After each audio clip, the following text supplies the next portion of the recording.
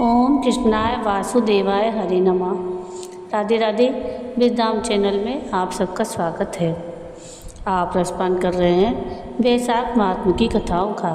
अब तक आप 15वें अध्याय तक की कथा का रसपान कर चुके हैं। आज के इस वीडियो में हम 16वें अध्याय की कथा का रसपान करेंगे, जिसमें भगवान विष्णु के स्वरूप का विवेचन किया गया है। अगर आप सबको ये वीडियो पसंद आए तो प्लीज़ इसको लाइक शेयर ज़रूर कीजिएगा और प्लीज़ मेरे चैनल को सब्सक्राइब कीजिएगा और बेल आइकन ज़रूर दबाइएगा। कमेंट में राधे राधे ज़रूर लिखिएगा। तो आइए सुनते हैं वैशाख महात्म के 16वें अध्याय की कथा। विभिन्न स्वभावों और कर्मों के कारण तथा भागवत धर्म। व्याध ने पूछा, ब्राह्मण, आपने पहले कहा था कि भगवान विष्णु की प्रीति के लिए कल्याणकारी भागवत धर्मों का और उनमें भी वैशाख मास में कर्तव्य रूप से बताए हुए नियमों का विशेष रूप से पालन करना चाहिए। वे भगवान विष्णु कैसे हैं, उनका क्या लक्षण है, उनकी सत्ता में क्या प्रमाण है और वे सर्वव्यापी भगवान किनके द्वारा जानने योग्य हैं। वैष्णव धर्म कैसे हैं और किससे भगवान श्री हरि प्रसन्न होते हैं। महामते, मैं आपका किंकर हूँ, मुझे ये सब बातें बताइए। व्याध के इस प्रकार पूछने पर शंख ने रोग शोक से रहित संपूर्ण जगत के स्वामी भगवान नारायण को प्रणाम करके कहा, व्याध, भगवान विष्णु का स्वरूप कैसा है यह सुनो। भगवान समस्त शक्तियों के आश्रय, संपूर्ण गुणों की निधि और सबके ईश्वर बताए गए हैं। वे निर्गुण, निष्कल और अनंत हैं। सत, चित और आनंद, यही उनका स्वरूप है। यह जो अखिल चराचर जगत है, अपने अधीश्वर और आश्रय के साथ नियत रूप से जिसके वश में स्थित है, जिससे इसकी उत्पत्ति, पालन, संहार, पुनरावृत्ति और नियमन आदि होते हैं।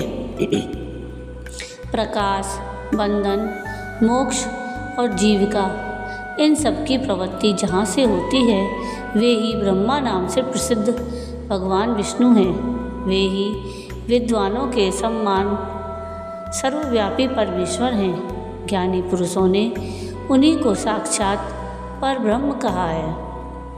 वेद, शास्त्र, स्मृति, पुराण, इतिहास, पांचरात्र और महाभारत सब विष्णु स्वरूप हैं, विष्णु के ही प्रतिपादक हैं। इन्हीं के द्वारा महाविष्णु जानने योग्य हैं। वेद वेद्य सनातन देव भगवान नारायण को कोई इंद्रियों से यानी प्रत्यक्ष प्रमाण द्वारा, अनुमान से और तर्क से भी नहीं जान सकता। उन्हीं के दिव्य जन्म, कर्म और गुणों को अपनी बुद्धि के अनुसार जानकर उनके अधीन रहने वाले जीव समूह सदा मुक्त होते हैं। यह संपूर्ण जगत प्राण से उत्पन्न हुआ है, प्राण स्वरूप है, प्राण रूपी सूत्र में पिरोया हुआ है और प्राण से ही चेष्टा करता है। सबका आधारभूत यह सूत्रात्मा प्राण ही विष्णु है, ऐसा विद्वान पुरुष कहते हैं। व्याध ने पूछा, ब्राह्मण, जीवों में यह सूत्रात्मा प्राण सबसे श्रेष्ठ किस प्रकार है। शंख ने कहा, व्याध, पूर्व काल में सनातन देव भगवान नारायण ने ब्रह्मा आदि देवताओं की सृष्टि करके कहा कि देवताओं, मैं तुम्हारे सम्राट के पद पर ब्रह्मा जी की स्थापना करता हूँ। यही तुम सबके स्वामी हैं। अब तुम लोगों में जो सबसे अधिक शक्तिशाली हो, उसे तुम स्वयं ही युवराज के पद पर प्रतिष्ठित करो। भगवान के इस प्रकार कहने पर इंद्र आदि सभी देवता आपस में विवाद करते हुए कहने लगे, मैं युवराज होऊंगा, मैं होऊंगा। किसी ने सूर्य को श्रेष्ठ बताया और किसी ने इंद्र को। किन्हीं की दृष्टि में कामदेव ही सबसे श्रेष्ठ थे। कुछ लोग मौन ही खड़े रहे। आपस में कोई निर्णय होता न देखकर वे भगवान नारायण के पास पूछने के लिए गए और प्रणाम करके हाथ जोड़कर बोले, महाविष्णु, हम सब ने अच्छी तरह विचार कर लिया, किंतु हम सब में श्रेष्ठ कौन है ये हम अभी तक किसी प्रकार निश्चय न कर सके। अब आप ही निर्णय कीजिए। तब भगवान विष्णु ने हंसते हुए कहा, इस विराट ब्रह्मांड रूपी शरीर से जिसके निकल जाने पर यह गिर जाएगा और जिसके प्रवेश करने पर पुनः उठ खड़ा हो जाएगा, वही देवता सबसे श्रेष्ठ है।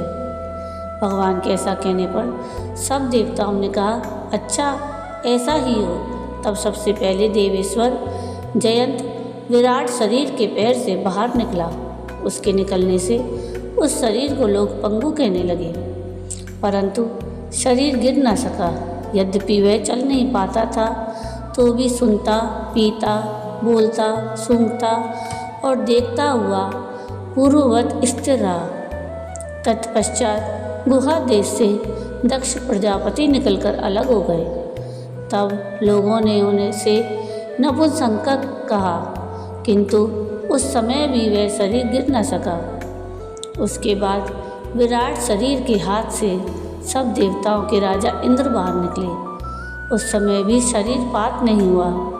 विराट पुरुष को सब लोग हस्तहीन यानी लूला कहने लगे। इस प्रकार नेत्रों से सूर्य निकले। तब लोगों ने उसे अंधा और काना कहा। उस समय भी शरीर का पतन नहीं हुआ।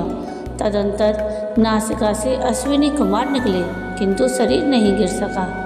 केवल इतना ही कहा जाने लगा कि यह सूंघ नहीं सकता। कान से अधिष्ठात्र देवियाँ दिशाएं निकली। उस समय लोग उसे बधिर कहने लगे, परंतु उसकी मृत्यु नहीं हुई। तत्पश्चात जिह्वा से वरुण देव निकले। तब लोगों ने यही कहा कि यह पुरुष रस का अनुभव नहीं कर सकता, किंतु देहपात नहीं हुआ। तदंतर वाक इंद्रियों से उसके स्वामी अग्निदेव निकले। उस समय उसे गूंगा कहा गया, किंतु शरीर नहीं गिरा। फिर अंतःकरण से बोध स्वरूप रुद्र देवता अलग हो गए। उस दशा में लोगों ने उसे जड़ कहा, किंतु शरीर पात नहीं हुआ। सबके अंत में उस शरीर से प्राण निकला। तब लोगों ने उसे मरा हुआ बतलाया। इससे देवताओं के मन में बड़ा विस्मय हुआ। वे बोले, हम लोगों में से जो भी इस शरीर में प्रवेश करके इसे पूर्ववत उठा देगा, जीवित कर देगा, वही युवराज होगा। ऐसी प्रतिज्ञा करके सब क्रमशः उस शरीर में प्रवेश करने लगे। जयंत ने पैरों में प्रवेश किया, किंतु वह शरीर नहीं उठा। प्रजापति दक्ष ने गुहा इंद्रियों में प्रवेश किया, फिर भी शरीर नहीं उठा। इंद्र ने हाथ में, सूर्य ने नेत्रों में, दिशाओं ने कान में, वरुण देव ने जिह्वा में, अश्विनी कुमार ने नासिका में, अग्नि ने वाक इंद्रिय में और रुद्र ने अंतःकरण में प्रवेश किया, किंतु वह शरीर नहीं उठा। सबके अंत में प्राण ने प्रवेश किया। तब वह शरीर उठकर खड़ा हो गया। तब देवताओं ने प्राण को ही सब देवताओं में श्रेष्ठ निश्चित किया। बल, ज्ञान, धैर्य, वैराग्य और जीवन शक्ति में प्राण को ही सर्वाधिक मानकर देवताओं ने उसी को युवराज के पद पर अभिषिक्त किया। इस उत्कृष्ट स्थिति के कारण प्राण को उक्त कहा गया है। अतः समस्त चराचर जगत प्राणात्मक है। जगदीश्वर प्राण अपने पूर्ण एवं बलशाली अंशों के द्वारा सर्वत्र परिपूर्ण है। प्राणहीन जगत का अस्तित्व नहीं है। प्राणहीन कोई भी वस्तु वृद्धि को प्राप्त नहीं होती। इस जगत में किसी भी प्राणहीन वस्तु की स्थिति नहीं है। इस कारण प्राण सब जीवों में श्रेष्ठ, सबका अंतरात्मा और सर्वाधिक बलशाली सिद्ध हुआ। इसलिए प्राणोपासक प्राण को ही सर्वश्रेष्ठ कहते हैं। प्राण सर्वदेवात्मक है। सब देवता प्राण में है। वह भगवान वासुदेव का अनुगामी और सदा उन्हीं में स्थित है। मनीषी पुरुष प्राण को महाविष्णु का बल बतलाते हैं। महाविष्णु के महात्म और लक्षण को इस प्रकार जानकर मनुष्य पूर्व बंधन का अनुसरण करने वाले अज्ञान में लिंग को उसी प्रकार त्याग देता है, जैसे सर्प पुरानी केचल को लिंग देह का त्याग करके वह परम पुरुष अनामय भगवान नारायण को प्राप्त होता है। तो ये थी कथा वैशाख महात्म के 16वें अध्याय की, जिसमें भगवान विष्णु का स्वरूप बताया गया है और प्राण की श्रेष्ठता बताई गई है। आगे के इस वीडियो में हम जीवों की श्रेष्ठता बताएंगे। आप सबको ये वीडियो कैसा लगा मुझे कमेंट करके ज़रूर बताइएगा, और अगर आपको ये वीडियो पसंद आया हो तो प्लीज़ इसको लाइक शेयर ज़रूर कीजिएगा, और प्लीज़ मेरे चैनल को सब्सक्राइब कीजिएगा, और कमेंट में राधे राधे ज़रूर लिखिएगा। वीडियो पूरा देखने के लिए थैंक यू। राधे राधे।